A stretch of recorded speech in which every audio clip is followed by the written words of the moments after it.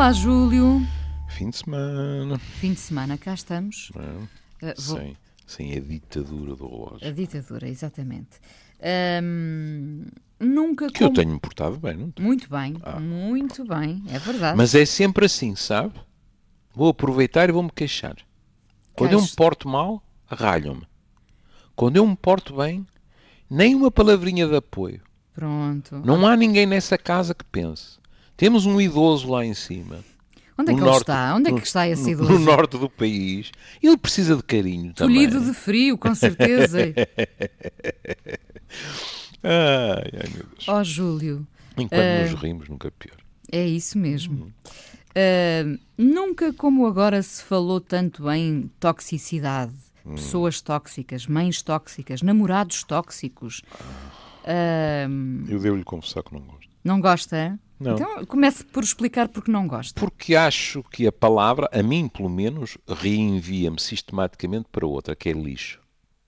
Lixo tóxico, percebe? E acho que não precisamos de empregar uma palavra dessas para descrever aquilo de que se está a falar. Estamos a falar, em primeiro lugar, vamos lá, deixar já algo clarinho como a água, quando a água não está suja, para não nos preocuparmos mais com isso. Não há pais perfeitos. Pais, incluindo pais e mães. Bom. Mas é evidente que há pais que fazem as neiras. Todos fazemos. Mas é evidente que há pais que, por estruturas de personalidade, desenvolvem relações com os seus filhos que podem deixar marcas e podem ser complicadas. Ir buscar o adjetivo tóxico, porque, na maior parte das vezes, isto é feito de uma forma inconsciente. E, portanto, apelidar de tóxica essa pessoa, pronto, eu acho exagerado. Isso é importante referir. É feito de modo inconsciente, a maior parte das vezes. A maior parte das vezes. Outras vezes não. Quer dizer, há pessoas muito mazinhas e a maldade das pessoas não termina à entrada da família. Portanto, um filho pode ser deliberadamente cruel com um pai, como um pai pode ser deliberadamente cruel com um filho. Mas em termos gerais, e nomeadamente sendo eu psiquiatra, aquilo com que lidamos não é com isso. É com mecanismos de funcionamento que têm inclusivamente que ver com problemas pessoais, que têm que ver com falhas de personalidade, que têm que ver com nostalgias de determinado tipo de relação, mas que acabam por se repercutir de uma forma prejudicial, neste caso, no desenvolvimento dos filhos. Podíamos estar a falar de determinadas relações que se podem traduzir por fins de vida sinistros nos pais. Ou seja, no outro sentido. Não é? Mas aqui estamos a falar na questão da relação dos pais com os filhos. Pronto. Queria deixar isso bem claro, o que significa rigorosamente nada. Quem quiser continua a utilizar o adjetivo tóxico. Eu, pessoalmente, não preciso dele para falar do que se passa. Mas o Júlio, curiosamente, não teve aí qualquer pudor em dizer que há pessoas deliberadamente mazinhas. Pois não tenho pudor nenhum. Não. Não. Pois não. Ou seja, quando nós apontamos para aquele... Tentamos apontar para aquele equilíbrio. Ela é assim, mas também tem um lado bom, ou ele é bom e tem aquela particularidade. Atenção, quando eu digo que há pessoas más, não disse que essas pessoas eram 100% más. Embora haja pessoas em que nós temos muita dificuldade em descobrir uma réstia de bondade, diga-se passagem. Sim. Pronto. E nem estou a falar na relação pais-filhos, estou a falar em termos gerais. Agora, grande parte das vezes, nós temos muita dificuldade em aceitar o mal como essência, digamos assim, como entidade, não existe. Como é evidente, há ouvintes nossos que dirão, não existe para si. Por exemplo, em termos religiosos, para mim o mal, entre aspas, corporiza-se no conceito do diabo. Eu digo entre aspas porque o diabo não anda para aí corporizado para nós lhe podermos pôr o dedo em cima, não é? Mas não estou a discutir a esse nível. O que existem são pessoas que são capazes de serem más. E são capazes de serem más para umas pessoas e não serem para outras. São capazes de serem más num determinado momento da sua vida e não serem noutros. O que nós temos é que perder a ilusão de que somos todos meninos de couro, que só os outros é que são capazes, olha, por exemplo, de violência. Não estou a falar de agressividade. A agressividade é perfeitamente natural, desde que aprendamos a lidar com ela. E, portanto, se quiser, há partes de nós que são muito, muito escuras e muito pouco recomendáveis. E é mais fácil controlá-las, Inês, quando nós assumimos. Porque, ao não as reconhecer, no fundo, estamos a dar-lhes a possibilidade de funcionarem, aí, não reconhecendo nós, de uma forma não consciente, mas, de qualquer forma, extremamente deletéria para quem nos rodeia. Há gente que nunca chega a esse reconhecimento. Então não há. Há pessoas que, se você as confronta com um comportamento claramente malicioso, digamos assim, no sentido de prejudicar outra pessoa, ou o negam, ou podem, por exemplo, refugiar-se na velha frase, ele ou ela merece. Assim que nós dizemos ele merece, nós não somos maus, nós estamos simplesmente a ser mensageiros da punição que aquela pessoa estava a pedir pela sua personalidade ou pelo seu comportamento. Desculpabiliza-nos imediatamente. Estava a pedi-las, diz o povo. Ora, na realidade não é assim. É evidente que isso é um bocado como a linguagem dos restaurantes, que é os diminutivos. Em contrapartida... A continha e a batatinha. Exatamente. E nós dissemos, ele é mauzinho, ele às vezes é mazinha e tal. E isso, pronto. Isso é quando gostamos, não é? Isso, e mesmo que não gostemos muito, não é muito complicado. Agora, qual de nós é que não disse uma vez de alguém, epá, é mau como as cobras? E às vezes isto é um insulto para as cobras, não é? Que não têm lá o córtex que nós temos, não é? E, portanto, fazem determinadas coisas por reflexo. Mas essas expressões não caem do céu aos trambolhões. Essas expressões existem porque há pessoas que de vez em quando nos deixam de queixo no chão. Por exemplo, até em termos de espécie. Você já reparou que assim, quantas espécies é que são capazes da vingança? Diga-me o Júlio. Nós. Só? Olha, é uma boa pergunta e se algum dos nossos ouvintes me puder esclarecer, eu fico grato. Mas haverá outra espécie que seja capaz, por exemplo, de esperar 20 anos para ajustar contas com a pessoa? Claro. Mas quem diz 20 anos diz 2 ou 3 ou 4, que é para não pormos, inclusivamente, animais que não vivem tanto tempo metidos ao barulho, não é? Nós fazemos-lo e com frequência. De onde é que vem a frase a vingança serve-se fria? Claro. Não é? De onde é que vem o ajuste de contas, digamos assim, adiado para até não despertar suspeitas na justiça? E tudo isso. Ou seja, a teoria do bom selvagem para um psiquiatra é difícil de engolir. O ser humano é capaz de coisas muito más e basta olhar em volta. Nós vivemos num mundo que não é propriamente um modelo de virtudes. E não estou a falar de catástrofes naturais. Não é por acaso, de vez em quando, que até há gente que invoca isto, eu estou à vontade, como sabe, eu sou agnóstico, invoca isto contra Deus e diz, não, Deus não pode existir porque senão não tolerava o que se passa neste mundo. Mas vamos devagarinho.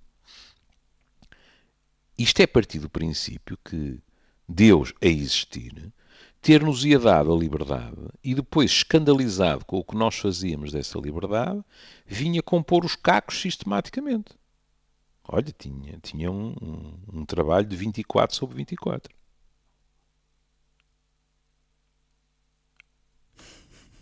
E mesmo... Precisaria de reforços, não é? Sim. E mesmo na nossa civilização, digamos assim, nos mitos fundadores, então nós começamos como... Normalmente nós falamos de Adão e Eva, não é? Mas depois, a seguir, o que é que vem? Abel e Caim. Um irmão que mata o outro. Exato. Não é propriamente um começo, digamos assim, de história, de narrativa, como agora se diz muito, não é um começo que nos faça pensar e depois viveram felizes para sempre. Pois não. Dois irmãos com duas naturezas muito diferentes, por exemplo, não é? Por exemplo. E isso é fascinante em termos da natureza de cada um de nós, que é... não é raro nós depararmos com pessoas que, tanto quanto isso é possível, foram educadas exatamente, esta palavra aqui não é adequada, mas vou repeti-la, exatamente com os mesmos princípios éticos, e uma delas pratica-os, e outra parece que a sua missão na vida é contrariar tudo aquilo que lhe foi transmitido na educação. Isso é fascinante, não é? É fascinante em termos de não entendermos porque é Sim. que isto acontece. Pode haver... Afinal, o que é que trazemos dentro de nós? Exatamente. Não é? Pode haver aspectos exteriores, pode, mas também é irresistível pensar há determinadas variáveis constitucionais que nós não conseguimos descortinar. Ponto final, parágrafo. E que normalmente se resolvem dizendo ele é assim. Com um leve, em É, tom de resignação, um encolher de ombros. Enfim, como sabemos, infelizmente, muitas mulheres terão que fazer isso para suportar alguns comportamentos mais violentos dos seus maridos. Foi assim durante muito tempo e ainda é, infelizmente, não é? Pronto, aí de vez em quando não é com os alibis culturais, não é ele, é o álcool. Sim, não é? sim. Pronto. Eu estava aqui a sorrir-me porque o é assim, em medicina, a medicina nessas coisas também tem as suas palavras fetiche. Que é quando, por exemplo, nós apresentamos uma queixa e no meu caso, o meu colega vasculha tudo e depois vira-se para mim e diz: Júlio, é idiopático. Idiopático, na realidade, o que quer dizer é que nós não sabemos onde é que vem. Idiopático. Não é? Por exemplo, eu tenho uma tendinite que no último ano me tem dado água pela barba e que é uma típica tendinite que surge quando há movimentos repetitivos numa das mãos, em um determinado dedo. Acontece que, como ainda por cima é na mão esquerda, não há, a escrever, por exemplo, e tal, não é um dedo que eu utilizo de uma forma repetitiva. E imagine o azar do seu partener, aparece aí. E agora, o que é que acontece? O que acontece é que o meu colega que me atura nestas questões, não é? Faz o diagnóstico e eu começo a pensar, porque isso ainda sei, não é? Começo a pensar, mas então o que é que eu faço com os tendões que vão para este dedo em particular para provocar isto? Que é para deixar de fazer, para não agravar a situação. E de repente dou comigo a não conseguir encontrar nada. E de repente estamos os dois a pensar e nenhum de nós consegue discernir um movimento repetitivo no meu cotidiano que provoque isso. E o meu colega sorriu, olhou para mim, encolheu os ombros e disse: Júlio, provavelmente é idiopático. E aqui veja com um acrescento, que é: não apareceu quando eu nasci. Apareceu com 65 anos de idade. Mas o que nós estamos a dizer, de qualquer forma, é: não sabemos de onde veio. Bom, em termos de personalidade, nós podemos, como é evidente, pôr hipótese acerca de o que é que este processo de crescimento provocou, o que é que esta influência eventualmente potenciou, etc. Mas mesmo que os nossos colegas estejam de acordo, que a Vox Populi esteja de acordo, etc., há sempre uma dimensão que nós temos que dizer pura e simplesmente é o lado escuro da Lua. Não sabemos. Não sabemos. E provavelmente nunca saberemos. Nós hoje, pegando na tal palavra da toxicidade, dos tóxicos, que o Júlio não gosta, e eu percebo, evidentemente, mas partimos de um artigo sobre mães tóxicas, ao que o Júlio me disse, vamos falar de pessoas tóxicas, não é? Sim. Seria injusto. Aliás, o próprio artigo diz, atenção, que isto podem ser os pais, podem ser outras pessoas, não é? Pronto. As mães, nesse aspecto, foram sempre mais metralhadas. E não é por acaso. Porque as mães têm a relação mais precoce e mais estreita. Eu ainda me lembro, hoje em dia é raríssimo ler isso, não é? Ainda me lembro de ficar um bocado de cabelos em pé, para não dizer muito, perante uma expressão que era mãe esquizofrenizante. Está a ver o peso de uma frase destas. Que mãe era essa? De que tipo de mãe falávamos? Olhe, por exemplo, isso para mim é ir às brumas da memória. Estávamos a falar, por exemplo, de mães que provocavam, que cultivavam, mais do que provocar, cultivavam com os seus filhos as chamadas relações de double bind. Ou seja, relações em que uma determinada atitude por parte da mãe não joga com o que a criança percebe. Vou-lhe dar um exemplo.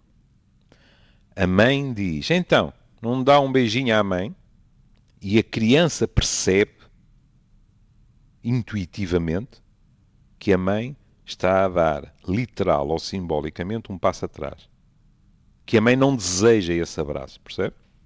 Isto põe a criança numa situação muito complicada, que é, não há correspondência entre o conteúdo manifesto da comunicação que vem do progenitor, isto pode ser do pai, e aquilo que a criança pressente, que é o desejo do pai. E então, a criança fica aqui como o termoço, percebe?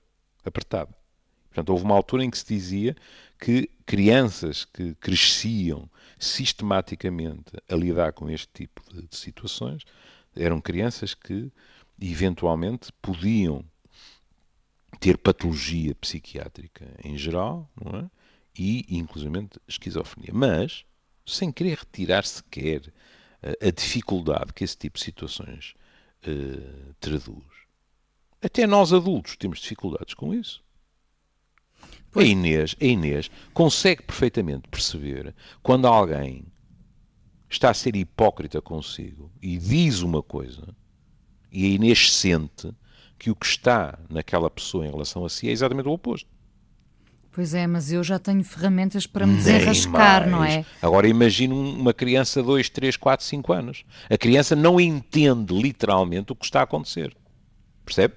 Sim. Porque, mais a mais, a criança é extremamente intuitiva. E, portanto, a criança, com o que é que se depara? Como eu fui parar a isto? A criança depara-se com uma versão oficial que é tudo vai bem entre nós e a criança sente que está a ser rejeitada. Lidar com isto é muito complicado. Mas, por outro lado... Consegue perceber o que poderá levar uma mãe a fazê-lo? Consigo. Uma insatisfação?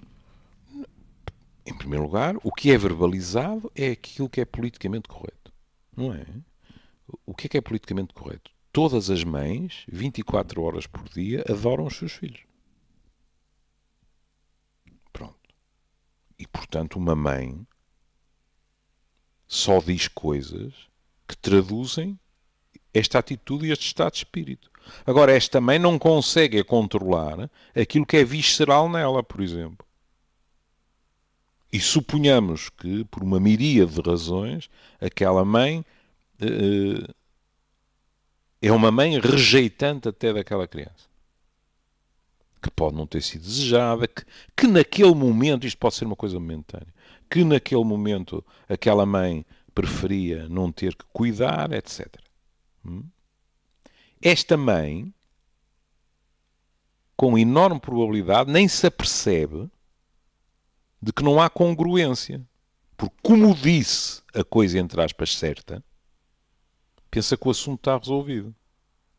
Não lhe passa pela cabeça que a criança, sem as tais ferramentas que a Inês falou, pressente que qualquer coisa está errada naquilo.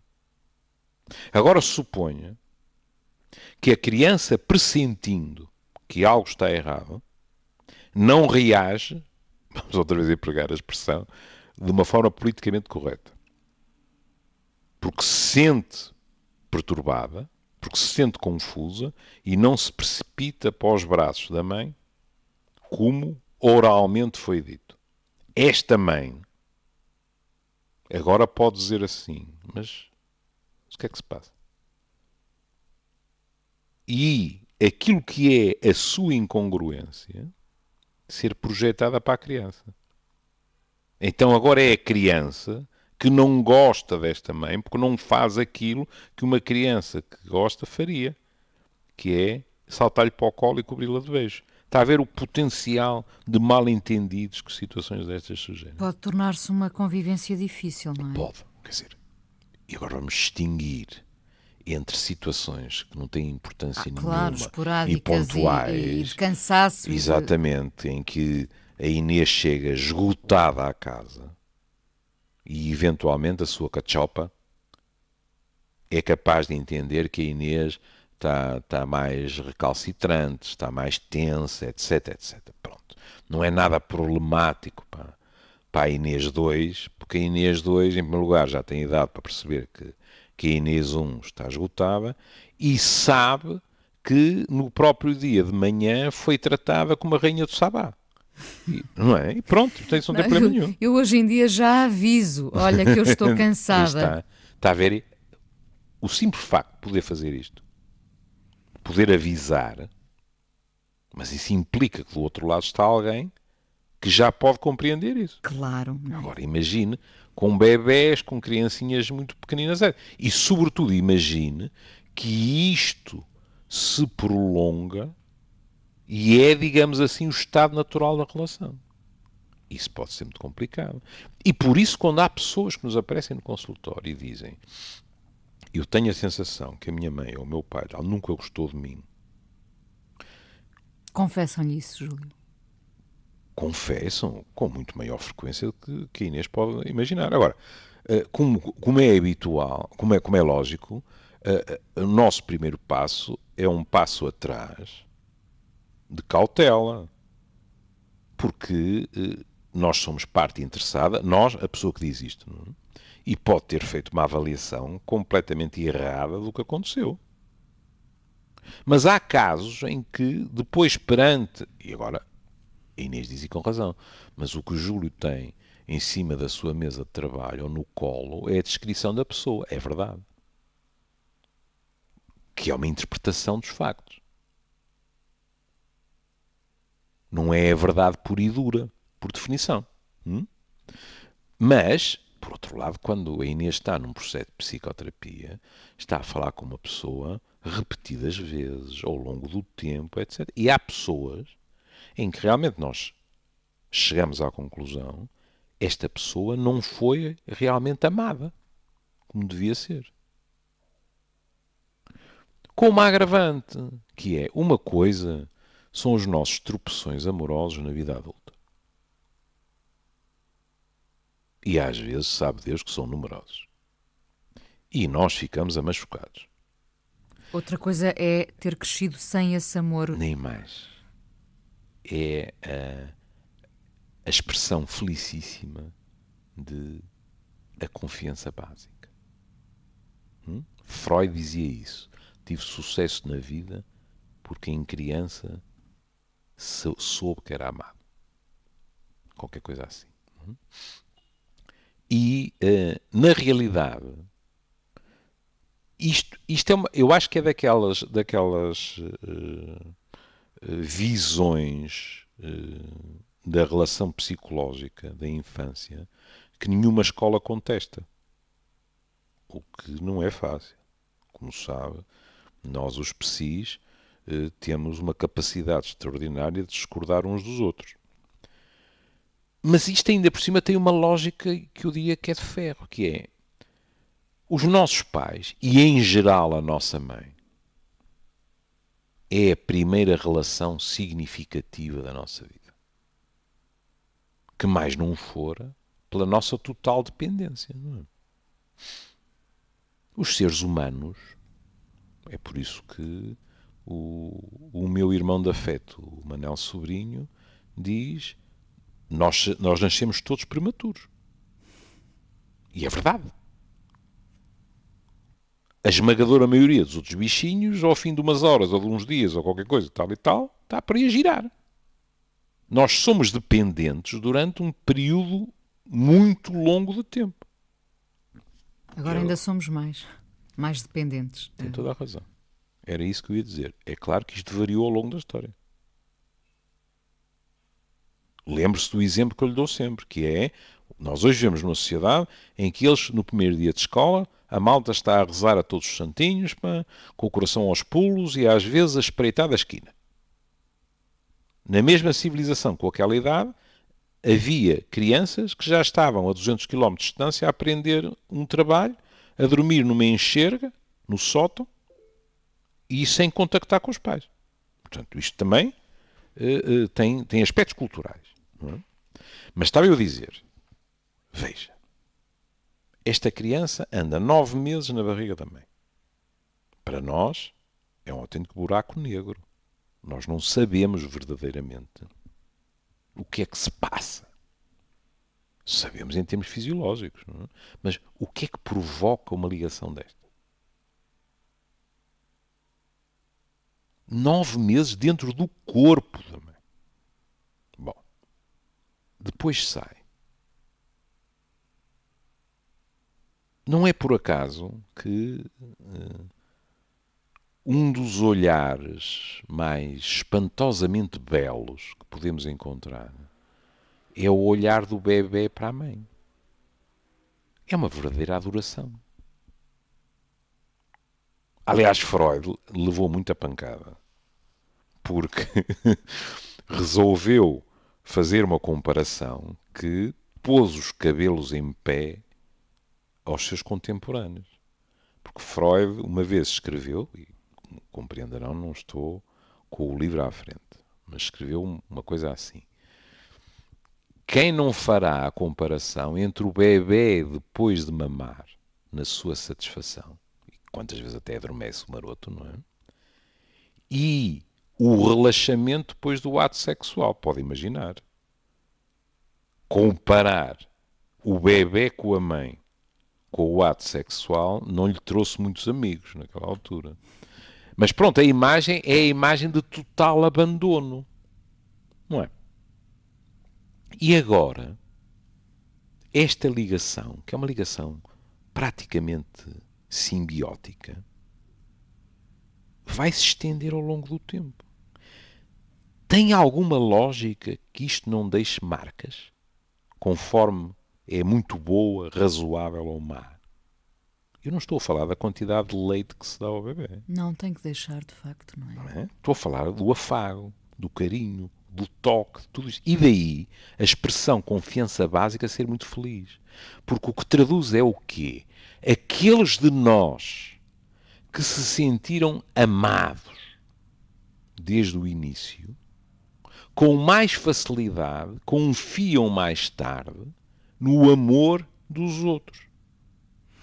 É porque há gente que não foi amada e depois tem a capacidade de dar a volta por cima e amar, não é? Se calhar aí é importante, mais uma vez, o reconhecimento, não é? Perceber o que falhou e pensar, eu quero que seja diferente com os meus, ou quero que seja diferente a partir de agora. E aqueles que, não reconhecendo... desenvolveram defesas. Exatamente, não é? exatamente. Desenvolveram defesas e no fundo, como é que dizem os anglo-saxónicos? Better safe than sorry, não é? Salvo erro, não é? Acabam por estar numa postura, desde logo ficam numa postura perante os outros de as pessoas são culpadas até provarem que são inocentes, quando em princípio deve ser o contrário, não é? Mas se essa confiança básica foi traída desde logo, não é? Sim. É fácil perceber que, a partir daí, vemos os outros sempre como uma ameaça, não é? Nem mais. E embora seja mais difícil, por outro lado há um aspecto enternecedor, que é, quando funciona com os outros, isto transforma-se numa experiência reparadora. É por isso, eu não lhe devia contar estas coisas, porque um dia você monta consultório e tira o pão da boca dos meus netos. Mas enfim, pronto. Para dramatizar já é aos netos, não é? Claro. Mas é assim, nos processos psicoterapêuticos, a Inês encontra situações fascinantes em termos psicológicos. Por exemplo, pessoas dessas que não se sentiram amadas, e isto não é consciente, a pessoa não chega lá e diz assim, há bocado eu disse-lhe, uma pessoa que diz, eu acho que não gostava, mas agora estamos a falar em termos de um processo de psicoterapia. A pessoa não chega lá e diz assim, olha, sabe qual é o meu problema? Eu verdadeiramente não me senti amado em criança. E agora desconfio das pessoas todas, incluindo si. E, portanto, vamos ter chatice ao longo da psicoterapia. As coisas não acontecem assim. As coisas acontecem, por exemplo, quando você tem uma pessoa que trabalha consigo, porque uma psicoterapia são duas pessoas a trabalharem em conjunto, a pensarem em conjunto, a dialogarem. E você pode, por exemplo, reparar que aquela pessoa, sempre que a relação parece estar a tornar-se mais próxima, agora aqui cuidado, quando eu digo mais próxima, não é a relação como no café ou irmos ao cinema. Não, não. A relação psicoterapêutica, em termos de confiança da pessoa em si. Pode acontecer que na sessão seguinte a pessoa mantém-na à distância de uma maneira quase brutal. Das maneiras mais diversas. Pode estar calada, pode falar só de trivialidades. O que não a deixa é entrar nela, digamos assim. E às vezes, algumas destas pessoas, inconscientemente, sabe o que é que estão a fazer? Estão a pô-la à prova. Estão a tratá-la mal, que é para ver quanto tempo é que você resiste, até dizer, ponha-se no olho da rua. Não há aturo. Mas é preciso haver aí já muita ferida, muitas cicatrizes para conseguir fazer isso. Pronto. E por isso, uma psicoterapia pode ser uma experiência fascinante de reconstrução. Porque aquela pessoa conseguir construir uma relação de confiança com o seu terapeuta ou com a sua terapeuta pode ser o primeiro passo para confiar cá fora também. Percebe? Foi conquistando também a confiança de alguns pacientes mais céticos? Oh filho, espero bem que sim. em tanto ano de profissão, espero bem que sim. Agora, é preciso respeitar o ritmo de cada um. Claro. Não é? Porque isto, por vezes, são processos muito lentos. Porque a pessoa está escaldada. Às vezes nem sabe que está escaldada. Mas está escaldada. Pronto. Não é? E, portanto, estamos a falar, no artigo, não é? Há vários aspectos que são sublinhados. E com os quais eu estou de acordo. Por exemplo, que nós podemos ter uma influência, embora o artigo seja basicamente sobre as mães, que não estimulam nem o crescimento das crianças, nem a sua segurança. Ou seja, qualquer processo de crescimento visa a maior autonomia dos nossos filhos sem comprometer os laços afetivos. Exemplo, desde logo, que podemos dar de um comportamento desadequado, consciente ou inconsciente, é porque temos um medo pânico de os perder. Nós prendemos-los. Prendemos-los às vezes com extraordinários alibis, que é tudo para o bem deles, o mundo é perigoso, mais isto, mais aquilo. Na realidade, o que se passa é que nós precisamos deles. E não conseguimos ter uma atitude, eu diria, saudável, em termos psicológicos, de ele ou ela vai crescer, é um homem ou uma mulher, como eu, mas além disso, com uma dimensão magnífica. É meu filho. E porque nos amamos, eu não o vou perder. Nem perder ponto, nem perder para a mulher dele, ou para o marido dela, ou isto ou aquilo, percebe? Há confiança nisto. Há pessoas que, pelo contrário, de uma forma, o mais das vezes inconsciente, embora possa ser consciente, torpedeiam tudo aquilo que lhes cheira que possa propiciar o caminho para a autonomia, se quiser até para a liberdade dos filhos. Porque precisam deles ali, debaixo da asa. Falamos de posse, não é? É a camuflar uma insegurança tremenda. Nem mais. E por isso algumas das coisas que vêm aqui, por exemplo, emprega-se a expressão amor imaturo. Porquê? No sentido de esta criança não se limita a ser um filho. Aquela criança tem uma missão, que é tratar as falhas e a imaturidade desta mãe. Se a sua missão inconsciente é essa, como é que se pode estar a propiciar-lhe as ferramentas para crescer? O crescimento dela é considerado como o equivalente à sua partida. Se ela parte, nós ficamos, por exemplo, se quiser, a comparação, sem o nosso antidepressivo, sem o qual não conseguimos viver. E por isso se fala de personalidades inseguras, com baixa autoestima, para quem os filhos são autenticamente os salvadores. O escape. O escape barra salvação. O reforço positivo, não é? E não é por acaso, isto vem, no fundo, desaguar em conversas que já tivemos, não por acaso, sobretudo em programas longos, e não é por acaso que quando os filhos atingem determinadas idades, há pessoas, sobretudo mães, que se dedicaram inteiramente ao crescimento daqueles filhos, que sentem um profundo vazio. Assim como há muitas mães que nessas alturas dizem imediatamente: eu agora quero voltar a trabalhar, nem que seja um part-time, etc, etc. Preencher vazios. Nem mais. Agora, o que pode acontecer é que, se esta mãe está realmente muito em baixo, mesmo sem se aperceber, quando esta mãe diz que ama aos filhos, não está a mentir. Mas o que acontece é que o amor é distorcido pelas suas próprias necessidades. Por exemplo, nas situações em que há um hipercontrolo destas crianças e destes adolescentes.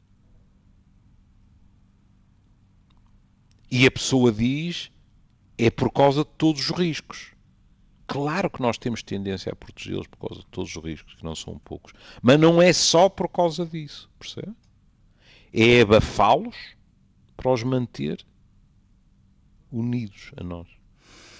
O que ainda por cima tem outra, só para eu não me esquecer, sim. O que ainda por cima tem outra consequência, que é depois estas crianças, estes adolescentes, ao aperceberem-se de uma forma mais ou menos consciente do papel brutal que desempenham no equilíbrio desta mãe ou deste pai, ficam numa situação muito complicada. Porque percebem que fazer determinadas coisas que consideram normais para a sua idade, que desejam para a sua vida, etc., sentem-nas como trair este pai ou esta mãe. O que é um conflito terrível para um filho. Gostava só de dizer, e já não temos muito tempo, mas que assisto muito a isto hoje em dia, até pela capacidade financeira de alguns pais, porque apesar de vivermos em altura de crise complicada, também há pais que têm, enfim, posses e podem dar aos filhos muito mais do que tiveram, não é? Mas depois assistimos a isto hoje em dia, a projeção dos desejos não realizados. Nem mais. Que é desejos não realizados / sonhos frustrados. Exatamente. Não é? É viver uma segunda vida através dos filhos. E pode ser um sufoco para as crianças. Pode. E as crianças podem não ter vocação nenhuma para aquilo que os pais querem, não é? Inês, se calhar era o programa mais adequado para eu pela primeira vez lhe dizer que acabei em medicina inconscientemente para satisfazer a minha mãe. E eu já lhe disse variedíssimas vezes. Não porque minha mãe, não é exatamente o que a Inês disse, minha mãe não queria ser médica, minha mãe adorava o que fazia. Mas gostava de ter um filho médico. Era muito mais fundo do que isso. Minha mãe queria que o seu único filho prolongasse a carreira do marido que ela adorava. Eu contei-lhe variedíssimas vezes, o sonho dela era, eu depois ia para análises clínicas e o laboratório do meu pai, quando ele se reformasse, vinha para as minhas mãos. E ao pressentir isso, é claro que pode dizer, mas você era burro. Porque realmente, eu tinha 14 ou 15 anos, quando tomei a opção em termos de letras ou de ciências, e tudo em mim queria letras, e eu pressenti, se calhar até pressentir já é uma palavra otimista, se calhar eu não pressenti rigorosamente nada, porque ainda hoje eu não entendo como é que de repente eu estava em ciências. Agora, hoje em dia, percebo muito bem porque é que estava.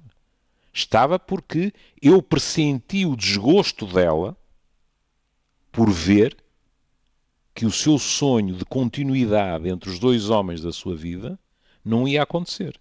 E, portanto, eu fiz-lhe a vontade. Para cúmulo, foi perda para todos os lados. Eu, felizmente, depois ainda tive a sorte de encontrar a psiquiatria, não é? Mas foi perda para todos os lados porque eu fui para a medicina, mas não fui para a análise clínica. Bom, mas conseguiu juntar o melhor de dois mundos, entre as letras e a medicina? Parece-me que sim. De qualquer maneira. A vida artística juntou... Isso eu. Sim. Mas ela, que pensou... Se eu dissesse à minha mãe que ela tinha feito pressão sobre mim, minha mãe era capaz de derramar uma lágrima, porque minha mãe era incapaz de o fazer conscientemente. Agora, o sonho dela não se realizou. Sim. No dia em que eu disse houve a psiquiatria, eu conhecia a minha mãe de gingeira, não era só ela que me conhecia a mim, não é? Curiosamente, foi muito mais pacífico para meu pai, que nunca tinha acalentado esse sonho, percebe? Para ela, e isto é muito bonito, porque o que, aliás, minha mãe me disse uma vez, não é? Eu contei-lhe isso, não é? De eu a brincar e a sério lhe dizer: tu gostas mais do pai do que de mim, não é? E ela responder: mas é que vocês os dois para mim são um. Uma fusão extraordinária. Daí ela querer o prolongamento. E daí está a ver, não é? Quer dizer, então, o pai faz isto, eu só tenho um filho e ele perpetua o pai, digamos assim. Não é? Júlio. Agora imagino que é de um catedrático de bacteriologia de repente ter um tipo a projetar slides com questões sexuais na parede. Não se pode dizer que eu tenha sido autenticamente fiel aos sonhos. Mas enfim, ela perdoou. Bom, este programa dava um outro programa, não é? Dava, provavelmente. Mas também, Inês, vamos ser justos, não é? Com a sua capacidade de levantar novas questões, de me questionar e até de conseguir que um velho alquebrado ainda alinhave 2 ou 3 pensamentos. programa dá 4 ou 5. Eu estou aqui a rir, felizmente tenho o João para me rir aqui um bocadinho, senão quem passa nos corredores pensa que eu estou maluca, não é? Bom, Julinho, falámos hoje sobre pessoas tóxicas, mães tóxicas, enfim, e vamos ouvir uma dupla norueguesa que eu gosto muito, são os Kings of Convenience, com um tema chamado Toxic Girl. E eu aprendi a gostar deles consigo. Foi? Eu não os conhecia. Muito bem. Um beijinho, até amanhã. Querida, até amanhã. Até amanhã.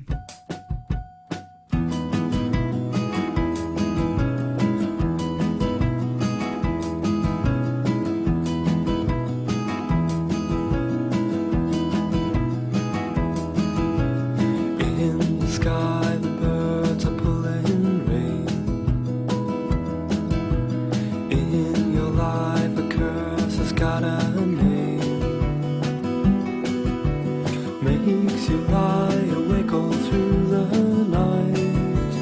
That's why.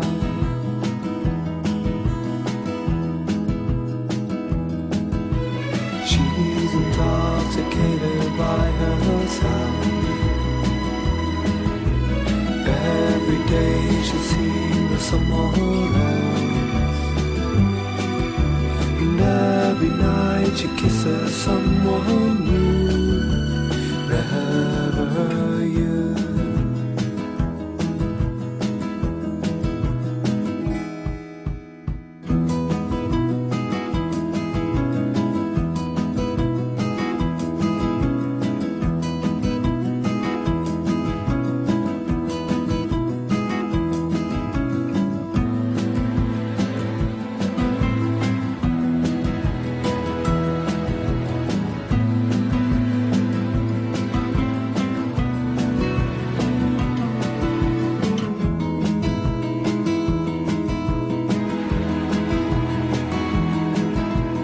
Waiting in the shadows for a chance,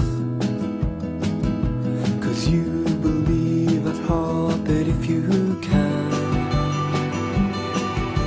show to her what love is all about, she'll change.